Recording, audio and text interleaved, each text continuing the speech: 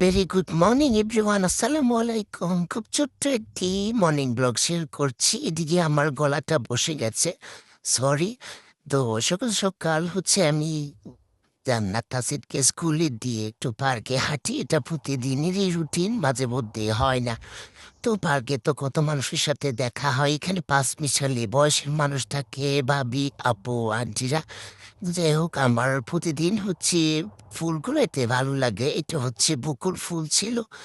তো তেষ্টা ছোটরা ফুল প্রায় শেষ পর্যায়ে চলে আসছে। তো অনেকক্ষণ না, 20 মিনিটের মতো হাঁটলাম, তারপর ফুল ঘোরাইলাম একটু করে, সুন্দর সুন্দর পিকচার নিলাম একটা দুটা করে।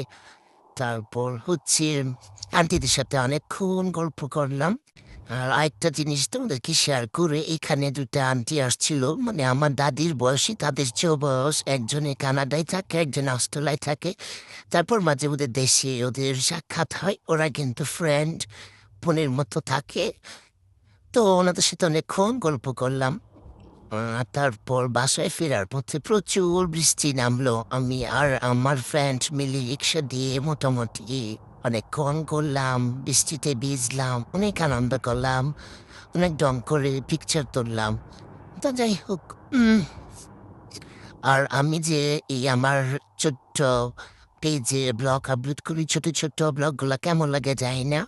অনেকেই দেখে, 400, 500, 600 জন দেখে, কিন্তু কেউ কোনো লাইক এবং কমেন্ট করে না। তোমরা কমেন্ট করলে সেটাকে আমি মেনশন করে দিব, যাদের পেজ আছে তার জন্য অনেক বেশি ভালো হবে।